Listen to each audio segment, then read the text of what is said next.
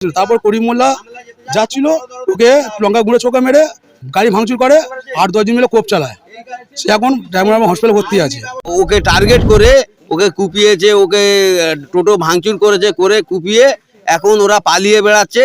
ওরা এখন এখানে আছে, কিন্তু পুলিশ এর বিরুদ্ধে কোনো পদক্ষেপ নিচ্ছে না। ওর পরে ওখানে ওরা গালাগালি করে, মোল্লার ছেলে আসবি কেন, তোরা এই মোল্লার যা, তোদের রাখবো না, এই করবো, অনেক কিছু বলে ওখানে ওই বাদলগানি লোকটা পুলিশকে ফোন করে বারুইপুর থানা। ওরা আসে, আসার পরে আমার দেওয়া চলে আসে। দর্শক, আপনারা দেখছেন পাবলিক বাংলার। আমি ঠিক এই মুহূর্তে উপস্থিত রয়েছি উত্তর মকন্দপুর মাখালতলাতে।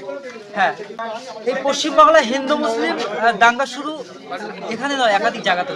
এখানকার যারা পুলিশ প্রশাসন রয়েছে ঘটনাকে কেন্দ্র করে 5 থেকে 7 জনকে গ্রেফতার করেছে, এবং বাড়ির লোকেরা যে অভিযোগটা করছে যে 5 থেকে 6 জন এবং 7 জনকে গ্রেফতার করেছে, তারা মূল আসামি নয়।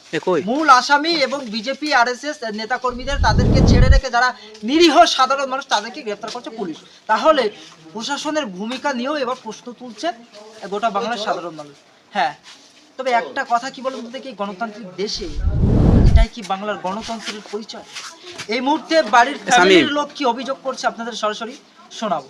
আমাদের ভয় লাগে, ওরা সবসময় কখন মনে থাকে, আর ওরা অমনি প্রকাশ্যে সবসময় মিটিং করে, সব জায়গায় ওরা সব জায়গায় মিটিং করে। ওর এই কেস কাম হওয়ার পরে থেকে আর পার্টি থাকে না।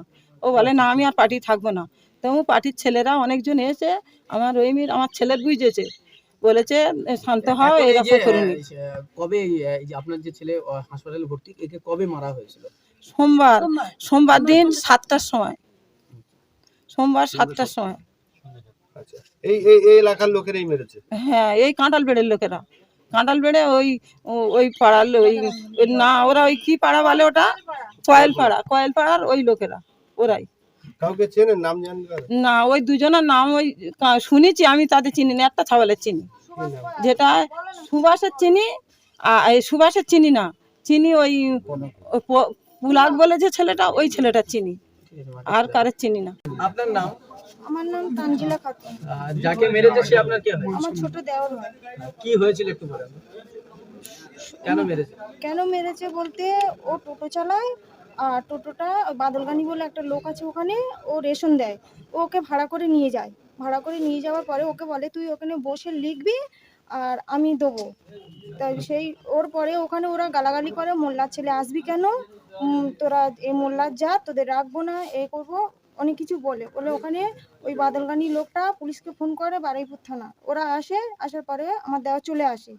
আসার পরে ওরা এই সোমবার দুপুর 2:30টার সময় টোটো বার করে। তারপরে ওরা সন্ধ্যে 7টার সময় ওরা টোটো ধরে মারধর করে, চোখে লঙ্কার গুঁড়ো দেয়। লঙ্কার গুঁড়ো দেওয়ার পরে ওর টোটো ভেঙে দেয়, দিয়ে ওকে বনের ভিতরে টেনে নিয়ে ওকে শুধু কোপায়।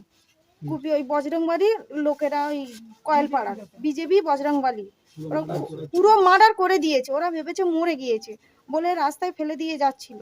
তারপরে একজন দেখা পেয়ে ওকে তুলে আনে। হোটেলে ওরা বাড়িতে মার্ডার করে দিয়েছে, আমরা নিয়ে এসেছি, বাড়িতে পড়ে আছে, কিন্তু বারুইপুর থানার পুলিশ ওখানে এসে গিয়েছে। 5 মিনিটের মধ্যে ওখানে বারুইপুর থানার পুলিশ এসে গিয়েছে। কিন্তু তাদেরকে গ্রেফতার করেছে যারা? না, ওরা ভালো লোককে গ্রেফতার করেছে, মেন আসামি যারা তাদের ধরেনি।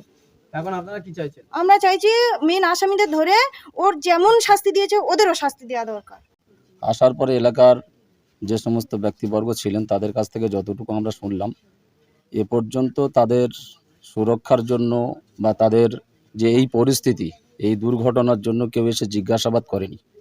আমি অবাক হয়ে যাই যে দীর্ঘ 4 দিন, আজকের 4 তারিখে হয়েছে আর আজকের 7 তারিখ, এই 4 দিন চলছে।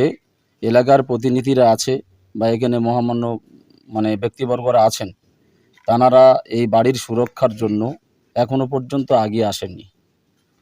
তো আমরা জমিয়ত উলামা হিন্দের তরফ থেকে প্রতিনিধি করতে এসে এলাকাবাসীদের কাছ থেকে যতটুকু শুনলাম, এই বাড়িওয়ালা কোনো রকমের নিরাপত্তা নয়, এবং সেই সাথে এই এলাকার আশেপাশে যে সমস্ত বিজেপি আরএসএস বজরং দল যারা রয়েছে, তারা প্রতিনিয়ত মুসলমানদের উপর অত্যাচার করে যতটুকু শুনেছি। এদিকে আপনার হোটরের দিকে সমস্ত হিন্দু বাসিন্দা বাস করে, আর কাঁঠালবেড়িয়া যে স্কুল আছে, স্কুলের ওপার থেকে বেশ কিছুটা হিন্দু, মাঝখানে ঘিডাবরি আর এই মাকালতলার মাঝখানে অল্প কিছু মুসলিম আছে।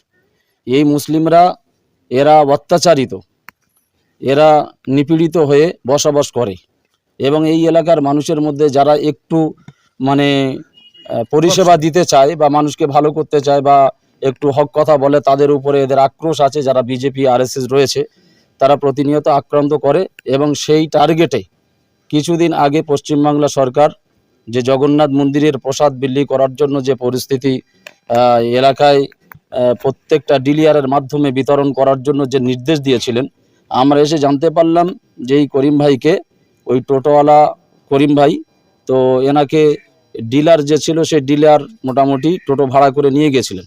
নিয়ে যাওয়ার পরে এখন সেখানে মানে ওর ব্যক্তিগত তেমন কোনো লোক ছিল না, যতটুকু শুনলাম তেমন কোনো লোক ছিল না ডিলারের। তো এনাকে বলেছিলেন যে তুমি লেখো আর আমি মালটা বিলি করি। তো সেই জায়গায় এটা তো গণতান্ত্রিক রাষ্ট্র, এখানে প্রত্যেকেই প্রত্যেকের সঙ্গে চলতে পারে। তাহলে মুসলিমরা হিন্দুদের বাড়ি খায় না, হিন্দু মুসলিমের বাড়ি খায় না? ভারতবর্ষ গণতান্ত্রিক রাষ্ট্র, তার মধ্যে পশ্চিমবাংলা তো এখন আরএসএস বিজেপি বজরং দল বলি আর হিন্দু মুসলিম সবাই তো আমরা মিলেমিশে চলি। তারপরেও এই রকম যে অকট ভাষায় গালাগালি, এটা কিন্তু আমরা তাকে তীব্র নিন্দা করি। এইভাবে গালাগালি করা উচিত নয়, কারণ এখানে সমস্ত জাতির মানুষ বসবাস করে। আমার বড় আশ্চর্য হয়ে যাই যে আমরা এর আগে শুনেছি যে বাইরে ইউপি, গুজরাট বা মহারাষ্ট্র বিভিন্ন জায়গায় এই সন্ত্রাসবাদী চলছে এবং মুসলিমদের উপরে জয় শ্রীরাম বলতে হবে, না হলে মারধর করছে, গরুর মাংস নিয়ে সেও মারধর, বিভিন্ন রকমের চক্রান্ত চালাচ্ছে। কিন্তু পশ্চিমবাংলায় তো এখন দেখছি সোশ্যাল মিডিয়ার মাধ্যমে আমরা যতটুকু দেখতে পাচ্ছি যে পশ্চিমবাংলাতে সেটা শুরু হয়ে গেছে। সেই শুরুটা পশ্চিমবাংলা সরকার এবং প্রশাসন যে এরা সমস্ত কিছু দেখতে পাচ্ছে সোশ্যাল মিডিয়ার মাধ্যমে, তারপরে কোনো প্রতিক্রিয়া নিচ্ছে না কেন? এটা আমি অবাক হয়ে যাই। এখানে কি হিন্দু মুসলিম এরাই ডিভাইডেড করতে চাচ্ছে?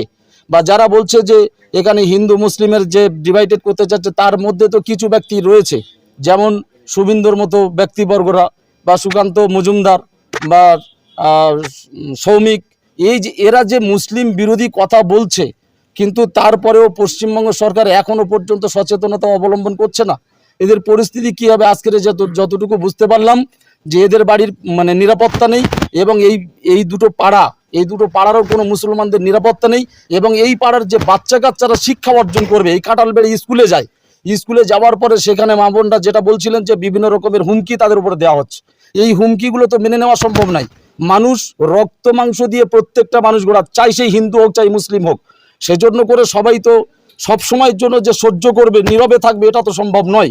সেই জন্য করে আমি একদম জমিয়ত উলামা হিন্দের মানে কর্মী হিসাবে প্রতিনিধিত্ব করতে এসে আমি পরিষ্কার ভাষায় জানাতে চাই যে আজকের যে দুর্ঘটনাটা, এই মানে উত্তর মুকুন্দপুর মাকালতলা মাদ্রাসার গেটের সামনে যে বিল্ডার্সের করিম ভাই যে আক্রান্ত হয়েছে, এই আক্রান্ত শুধু এখানে নয়, প্রতিনিয়ত প্রায় জায়গায় চলছে। এই প্রতিনিয়ত যে আক্রান্তগুলো চলছে, এই আক্রান্তগুলো বন্ধ করতে হবে, নচেত আজকের আমরা এখানে দাঁড়িয়ে বলে যাচ্ছি যে এই আন্দোলনে যদি প্রশাসন সঠিক প্রক্রিয়া নিয়ে উপযুক্ত যারা মানে অন্যায় করেছে, জুলুম করেছে, মারধর করেছে বা রক্তপাত করেছে বা এখন সে মৃত্যুসজ্জায় সজ্জিত, তার প্রতিক্রিয়া নিয়ে উপযুক্ত তাদের গ্রেফতার করে উপযুক্ত শাস্তিমূলক শাস্তি, যে শাস্তিটা সবার কাছে মানে মুখরিত হয়ে থাকবে, সেই রকম শাস্তির দাবি করছি। এবং সেই সাথে সাথে এই এলাকাকে নিরাপত্তা রাখার জন্য সিসি ক্যামেরার ব্যবস্থা করার জন্য অনুরোধ করছি এবং সেই সাথেই এখানে যাতে পুলিশ ক্যাম্প থাকে, পুলিশ এখানে যেন টহলদারি করে, কোনো একটা মানুষের যেন পুনরায় আর কোনো ক্ষতিগ্রস্ত না হয় তার জন্য আবেদন করছি। যদি হয় তাহলে ভালো, নচেত আমাদের আন্দোলন কিন্তু এখানে থেমে থাকবে না। আমরা জেলা নয় বরং রাজ্য জুড়ে এই পশ্চিমবাংলার মানে জমিয়ত উলামা হিন্দের নেতৃত্বে আমরা রাজপথে যেতে বাধ্য থাকব। এই জন্য করে আমরা বলছি এরা সতর্ক হয়ে যাক এবং হিন্দু মুসলিম যে বিভেদ চলছে পশ্চিমবাংলাতে উৎখাত হয়ে যাক, এটা আমি চাচ্ছি। যদি না হয় তাহলে মুসলমানরা এখনো পর্যন্ত নীরবে আছে শুধুমাত্র গণতন্ত্র উদ্ধার করার জন্য, শুধুমাত্র হিন্দু মুসলিমের ভ্রাতৃত্ব উদ্ধার রক্ষা করার জন্য। কিন্তু যখন মানে আপনার বাঁধ ভেঙে যাবে, ধৈর্যর বাঁধ ভেঙে যাবে তখন কিন্তু আর আমরা জমিয়ত উলামা হিন্দ বা সমস্ত মুসলিম সংগঠন বা শুভবুদ্ধি সম্পূর্ণ যে সমস্ত হিন্দু ভাইরা আছেন, তারা কিন্তু সবাই কিন্তু হিন্দুত্ববাদী চায় না, তারা ভালো বোঝে, তাদের নিয়ে আমরা আন্দোলনে নামবো।